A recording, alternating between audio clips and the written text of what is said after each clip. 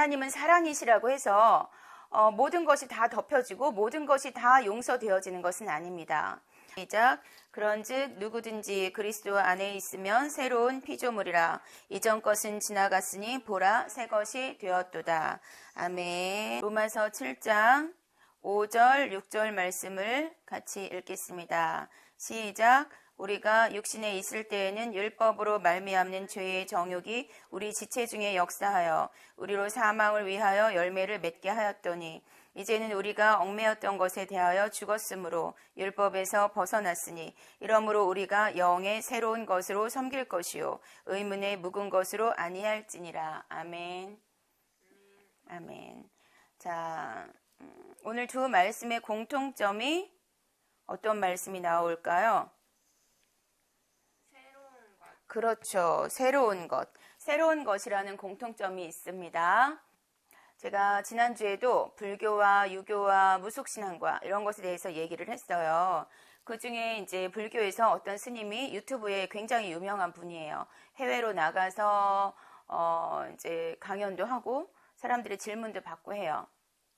어떤 사람이, 그분이 이제 캐나다에 가셔서 하는데 어떤 사람이 자기는 어릴 때부터 교회를 다녔는데 교회를 다니면 전도해라 전도해라 라는 말을 많이 한다는 거예요. 그런데 자기는 초등학교 때 다른 친구들이 뭐 절에도 가고 뭐 이런 친구들을 봤을 때 그냥 각자의 종교를 자기는 존중해주고 싶은데 교회에서는 전도해라 전도해라 하니까 어떻게 해야 할지 모르겠다. 어떻게 해야 하나요? 라고 질문을 하더라고요.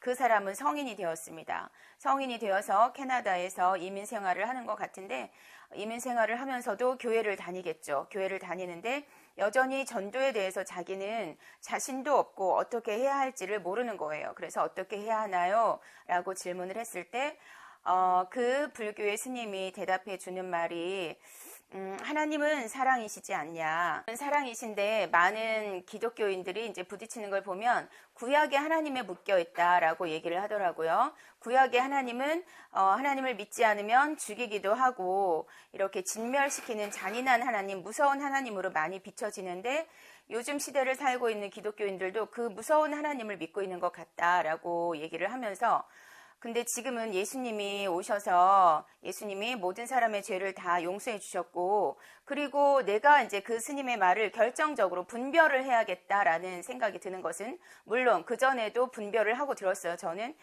사람들의 삶의 지혜 이런 부분에 있어서는 들을 만도 하지만 귀담아 들을 것들도 있지만 나 같은 경우는 내가 하나님을 믿기를 애쓰는 사람이고 성경 말씀을 알기를 애쓰는 사람이기 때문에 그 스님의 말이 지혜롭긴 하지만 다 맞지는 않는다라는 분별력을 갖고 항상 듣고 있거든요. 그런데 이번에 들으면서 내가 확실하게 분별을 하게 된 것은 하나님은 사랑이신데 어떻게 다른 종교를 믿는다고 해서 그 하나님이 지옥을 보내시겠냐 이렇게 얘기를 하시더라고요. 그게 그렇게 오래되지 않은 이제 그런 강연인데 보고선 내가 정말로 분별해야겠구나. 물론 재밌게 듣기도 하지만 분별을 해야겠구나라는 것을 다시 한번 깨달았습니다. 이분이 성경을 잘 아는 것 같은데 이분이 뭔가 잘 모르는구나라는 것을 내가 확실하게 알게 됐습니다. 그래서 오늘은 하나님은 사랑이시라라는 말씀으로 모든 것들이 다 덮일 수는 없다는 것을 명심해야 할 것입니다. 다른 종교를 믿고 하나님을 믿지 않고 그 사람은 하나님도 믿어요. 그렇지만 다른 신도 믿는 거죠. 무속인들도 그래요. 천지신명도 믿어요. 그렇지만 다른 귀신도 믿는 거죠. 귀신의 말을 듣고 따르는 거잖아요. 그래서 그런 것들과 어떻게 분별을 시켜줘야 할까를 내가 한 주간 고민을 하게 됐습니다.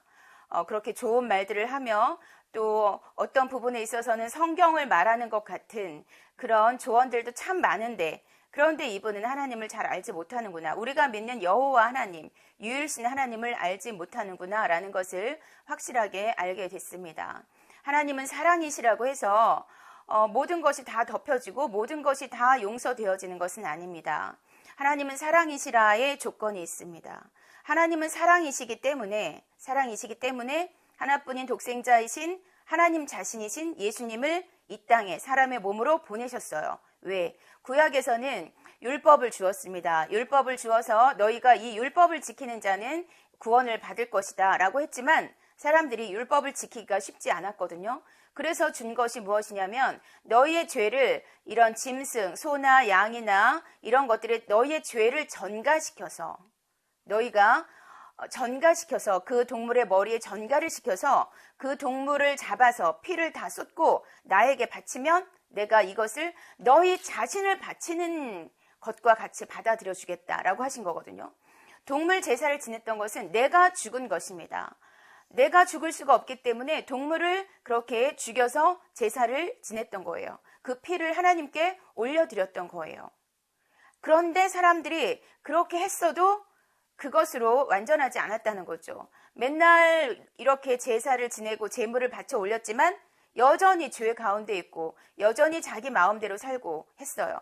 그래서 하나님께서 말라기에서는 누가 이 성전을 좀 닫아주었으면 좋겠다. 너희들이 그렇게 절름발이 올바르지 못한 제물을 왕에게 갖다 줘봐라. 왕이 받겠냐? 그런데 하물며 천지 만물의 하나님이신 그 여호와 하나님께 그렇게 옳지 못한 제물을 드리는 거예요. 그러면서 사람들이 자기 죄는 용서함 받았다 하고 너희들은 평안하다라고 하고 이렇게 제사장들이 선지자들이 말을 한다는 거죠. 그러니까 하나님께서 성전 문을 닫으셨어요. 그리고서는 400년이 넘은 세월이 흘렀고 보내주신 분이 예수 그리스도예요. 예수 그리스도, 예수님이 구원자이다.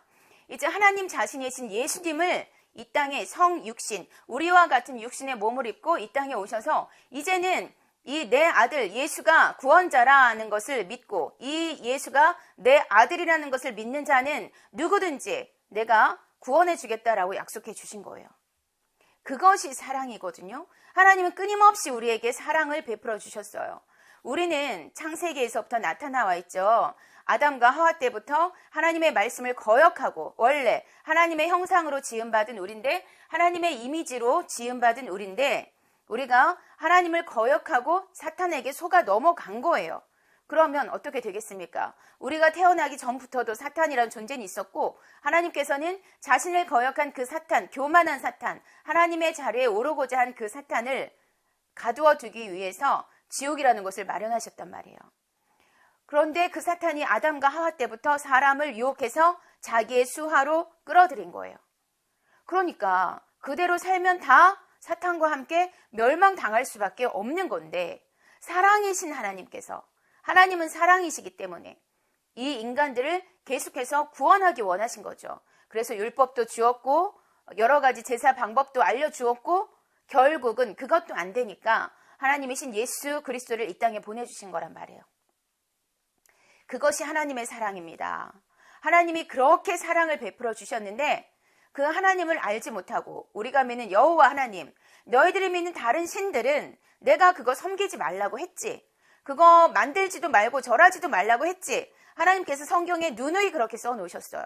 그런데 사람들은 여전히 다른 신을 섬기고 우상을 만들고 그것들에게 절하고 귀신을 쫓아다니고 사탄을 섬기고 이렇게 한단 말이에요. 이런 사람들까지 하나님께서 어떻게 구원해 주시겠습니까? 구원의 방법으로 예수 그리스도를 주셨는데 이제는 누구든지 예수가 하나님의 아들이신 것을 믿고 그를 섬기고 그를 따르는 자는 누구든지 구원해 주시겠다는 사랑을 약속해 주신 거예요. 그런데 사람들이 그런 사랑의 하나님을 오해 정도가 아니라 이거는 몰라서 무지해서 착각하고 있는 거죠. 사랑의 하나님인데 선하게 살면 착하게 살면 다른 사람들을 도와주면 그러면 나는 죽어서 좋은 곳에 갈 수 있겠지 라고 착각한단 말이에요. 그거는 모르는 거죠. 성경을 알지 못하기 때문에 그렇게 말을 하는 거예요. 그런데 하나님께서는 만물을 통해서 우리의 하나님 여호와가 참 하나님이신 것을 만물을 통해서 말씀하고 계십니다. 지금도 자연의 우주 만물 모든 질서들 이런 거 사람이 어찌할 수가 없어요. 우리나라에서 요즘에 지진이 지금 여기저기서 자주 일어나나 봐요. 어제도 어디 저기 경상도 쪽에서 또 지진이 일어났대요. 우리나라도 지금 지진 안전지대가 아니에요. 이거 사람이 하는 거 아니죠. 그런데 사람이 막을 수도 없어요. 그렇죠? 이런 자연 만물을 통해서 이 봄이면 또 많은 꽃들이 피어나고 식물들이 살아나고 비도 최근에 또 많이 쏟아졌어요. 이렇게 비가 많이 올 줄 몰랐는데 또 비가 많이 쏟아졌어요. 피해 입은 사람들도 있고 이렇습니다. 이것을 사람이 하는 게 아니잖아요. 그러면 하나님, 우리가 믿는 하나님 여호와를 알지 못하는 사람들도 천지신명에게 비나이다 비나이다 해요. 누군가에게는 이 비가 그쳐서 사람들에게 피해를 주지 않도록 그렇게 기도를 올리기도 해요. 그런데 여러분들이 알지 못하고 올리는 그 기도를 받으실 분이 누구냐? 그 일을 해결해 주실 분이 누구냐? 그 자연재해를 막아주실 수 있는 분이 누구냐? 창조주 하나님밖에 없으신 거예요. 그 창조주 하나님의 이름이 여호와신 거예요. 그래서 그분이 참 신이시고 그분이 유일하신 오직 하나뿐인 신이시라는 겁니다. 아무리 다른 신들에게 빌어봐야 여러분들이 알지 못하는 생명도 없는, 생사도 주관하지 못하는 그런 신들에게 빌어봐야 들어줄 수가 없다는 거예요. 힘이 없으니까. 그런 주권이 없으니까. 그런 주권은 우리가 믿는 하나님, 유일하신 신, 참신, 여호와 하나님밖에 없다는 것입니다. 잘 아셔야 합니다. 모르고 무턱대고 그냥 좋은 일 하면 좋은 곳에 가겠지. 그래서 불교에서는 선한 일을 많이 해야 자식들이 잘 된다라고 믿고 그렇게 선한 일을 많이 하는 거잖아요.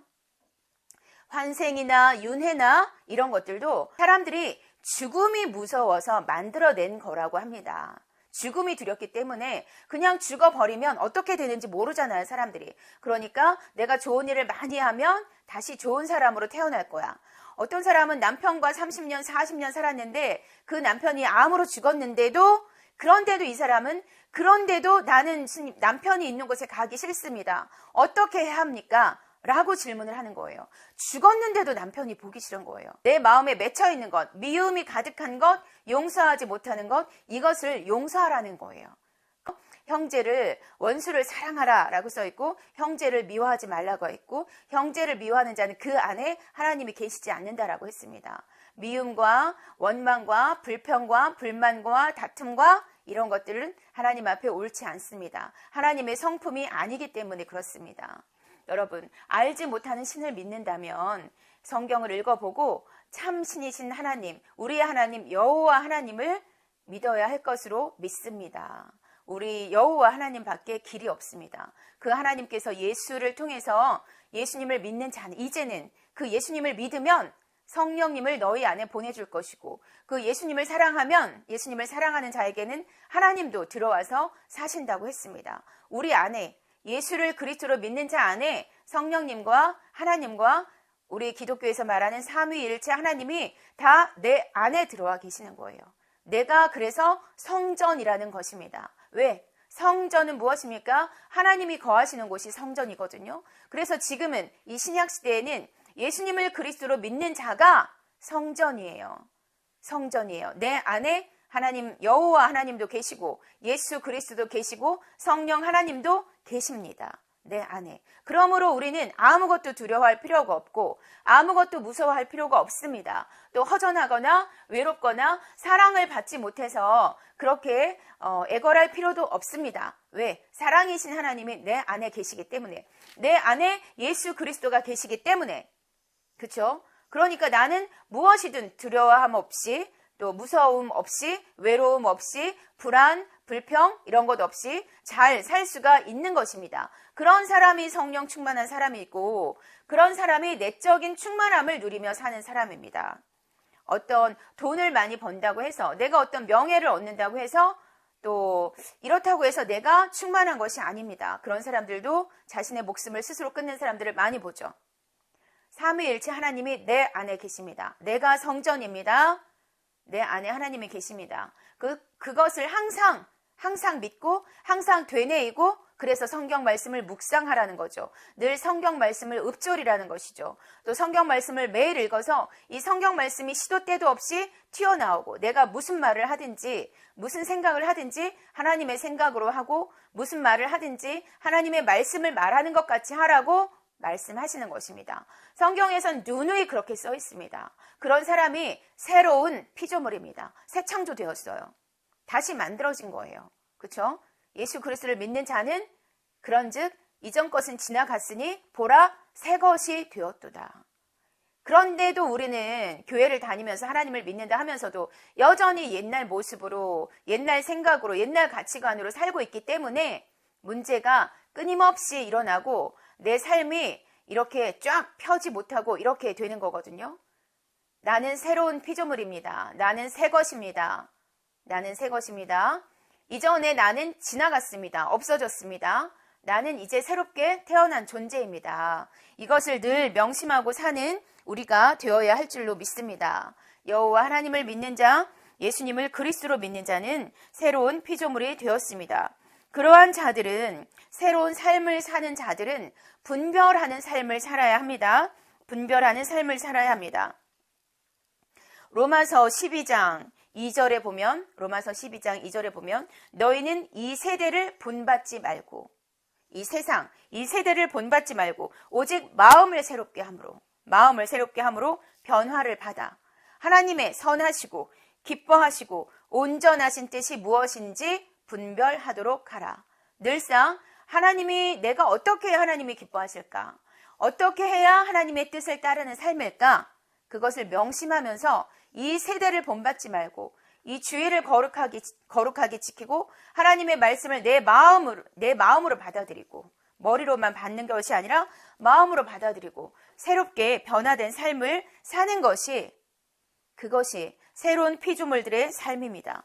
그것이 하나님의 자녀들의 삶입니다. 교회를 다니면서 늘상 설교를 들으면서 늘상 말씀을 읽으면서 이 말씀들을 제발 깨달아 알기를 원합니다. 이 말씀들을 내 것으로 만들어서 수능 공부만 열심히 해서 그것만 딸딸딸 외우는 것이 아니라 하나님의 말씀도 열심히 공부해서 내 것으로 외우고 늘 이 말씀을 써먹을 수 있도록, 항상 이 말씀이 튀어나올 수 있도록 그렇게 사는 삶이 새로운 피조물의 삶입니다. 그래서 우리는 무조건 남들이 하는 대로 따라가는 것이 아니라 분별하는 삶을 살아야 합니다. 좁은 길로 가기를 애쓰며 살아야 합니다. 남들이 다 가는 길로 가는 것이 아닙니다. 남들이 자, 너무 날씨 좋다, 놀고 먹자라고 한다고 해서 그 말을 따라서 사는 삶이 아니라 어떻게 해야 하나님을 기쁘시게 할까? 어떻게 해야 하나님께서 좋아하시는 그런 삶을 살 수 있을까? 그런 것을 명심함으로 사는 우리가 되기를 원합니다. 세상 끝에는 말세에는, 마지막 때는 예수 그리스도가 심판주로 다시 오십니다. 그 심판주로 오셔서 악인과 선인을 갈라내시는데, 이 악인과 선인이라는 게 단지 나쁜 행동을 했다, 착하게 살았다를 말하는 게 아니라, 선한 분은 성경에 오직 하나님 한 분밖에 없다고 했어요. 무엇이 선하냐? 하나님을 믿는 것이 선한 것입니다. 하나님을 믿고 사는 삶이 선한 삶이고, 하나님께서 원하시는 뜻대로 사는 삶이 선한 삶입니다. 그 하나님은 다른 신을 섬기지 말라라고 하셨습니다. 다른 신을 섬기지 말라라고 하는 것이 사랑이신 하나님께서 주시는 명령입니다. 신약시대에도 마찬가지입니다. 그 명령이 구약으로 끝나는 것이 아닙니다. 그 사랑이신 하나님이기 때문에 오죽하셨으면 예수님을 보내주셨습니까? 하나님 자신이신 예수님을 보내주셨는데 그 예수님조차 믿지 않는다면 어떻게 하나님이 더 이상 용서하시며 더 이상 모든 사람들을 구원하시겠습니까? 예수 그리스도가 길이고 진리입니다. 그 예수님을 믿어야, 하나님을 믿는다면, 천지 만물의 주인이신 하나님을 믿는다면 예수님을 구원주로 믿어야 하나님의 자녀가 되고 마지막 때 구원을 받을 수 있는 것입니다.